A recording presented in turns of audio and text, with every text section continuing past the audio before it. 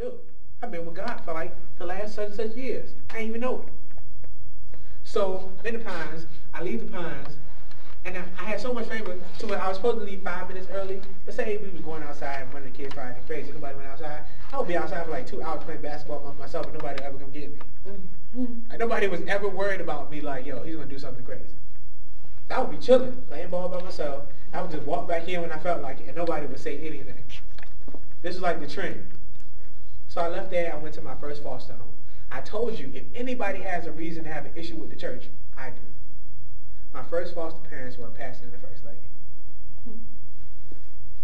And my first issue with them was that my mother would never come see me and would never call me, but she would call them and talk to them and tell them how to raise and respond to me when I did things wrong. I had issues.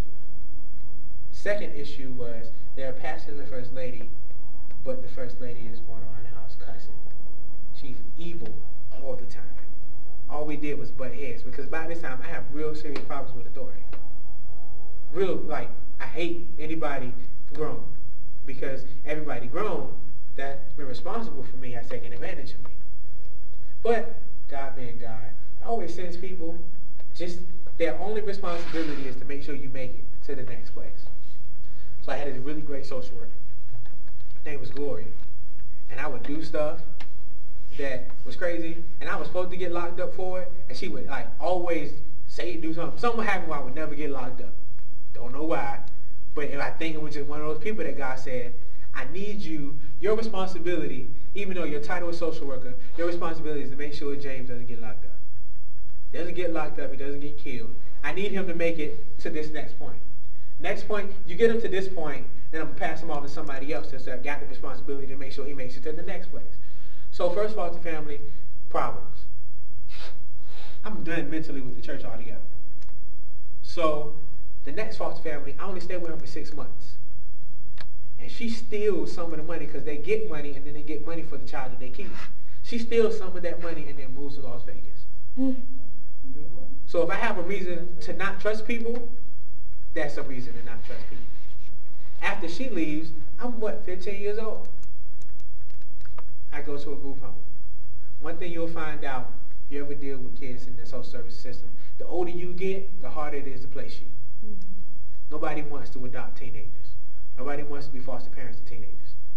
So I'm in a group home, 15 years old. Once again, favor of God is on my life. They have a level system. I make it to the highest level. I guess they assume, because 15, 16, you can get a job if you want to. So you would get what's called the walk. You can pretty much leave the house for a certain amount of time, based on your level system. Dude, I had an 8-hour walk. What the heck am I going to do with 8 hours of those jobs?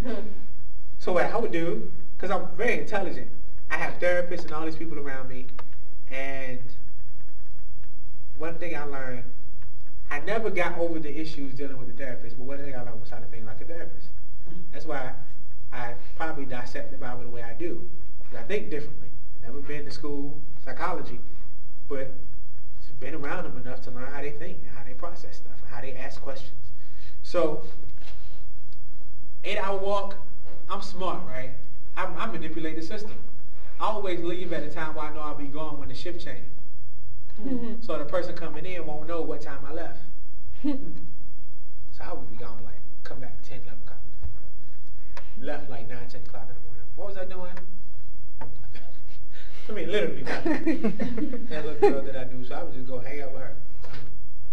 And she lived like super far. I don't know how I managed to make them walk, because I was walking far, like really far. Hiking it up. When you young and you don't even have the option of a vehicle, all of a sudden the walk doesn't seem as bad. But, as soon as you drive, you're like, man, I gotta walk 1 block. 1 long block, man. But that's how it was. So all of a sudden, I'm at the foster home.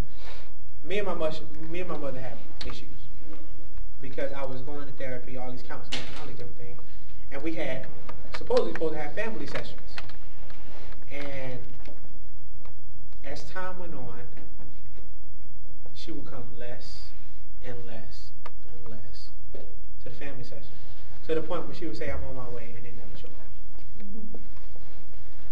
I forgot something.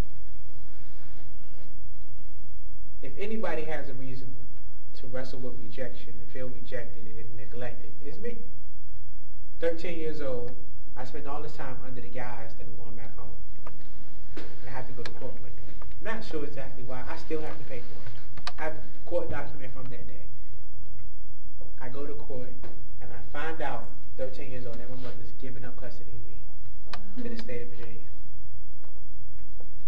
Anybody has a reason to feel rejected and like set up for failure, it was me. Because all of a sudden, the one thing that I wanted more than anything else, which was to go back home with my mother, has gotten snatched out of my life. She just gave up custody of me. I'm looking at her leave, and I don't belong to her anymore. So now, I'm parentless. So, 15 years old, I'm actually in high school, public school, and lady comes to see me. Only person that came to see me since I've been there actually knows one other lady. So came to see me while I was there. And she has another boy with her. She's about 15, 16 years old. And we talk, whatever. She's alright. At this point, I don't really trust anybody. It really doesn't matter who you are. There's only one person I trust, a guy named Val. The reason I trusted him is he was my mentor. That was assigned to me when I was 12. I was 15 now. They had stopped paying him a year before. I didn't even know they stopped paying him because he was showing up every week like he normally did when he was getting a check. My life, I honestly believe, was divinely orchestrated. I'm jumping to the end and never come back. The reason I say that is because he was my mentor. The woman I'm about to introduce you to is my foster mother that recently passed away. When she got really sick, my brother had moved, her biological son moved back down here. My mentor started his own agency dealing with troubled kids. My brother works for him. And my brother's whole livelihood is dependent upon this man's business, who he would have never met had he'd have never been my mentor, and if I had never stayed with his mother as a foster child. Mm. There are people in my life who are living off my arrival. Mm-hmm. They don't even know it. I looked at that one day, I said, dude, you work for Val. Val was my mentor. That was it. Stayed my mentor after they stopped paying him. You would have never known him had you never met me. You would have never met me if she never took me in. God always sees the big picture. There's always more going on than your situation. But if you don't see it, then you'll get hopeless again. So, 15 years old, she takes me in. We got issues. Because I remember she like fried me so terrible. Because everybody else called her mom. Because she was the first person to ever treat me like a son.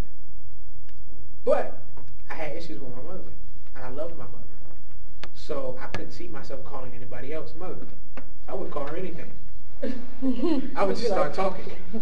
I literally would just like start talking to her. I would just be like, phone, telephone. That was so stupid. You got this 15-year-old boy out that don't call you nothing. No matter, I mean, house would be on fire. I probably would just like, fire! I probably wouldn't just say that, because I just didn't, you know. It was like, I don't know how I dealt with her. Now I have rejection issues terrible. So I have this, I'm dealing with my rejection issues by chasing women. Because the thing that I lost was a woman. It was my mother. So I'm just living life trying to replace her. So as I date, I seem a little more desperate than other people. And that really has nothing to do with you, that you're so fly, that you're so nice or so pretty. It's just that I need something. And the truth is, you can't really give me what I need. But you resemble what I need. So I pursue you. Some of the people that seem a little desperate and clingy have more going on with them than just the fact that they're creepy. Honestly, it's probably a little more. You may never live to find, you may never get close enough to know why, but just take that in consideration when you respond. Because there may be things in them that if you respond the wrong way, would drive them into some kind of emotional fit, and you just think they're crazy. Dude, one thing I learned about people who have issues is most people didn't wake up one day deciding that they wanted those problems. A man that used to be at the bus stop all the time, and he's a little slow, and he stands out there with a radio and he dances. And every time he dances in front of the radio, people talk about him. And every time I see him, I wonder, 15 years ago when he was a child,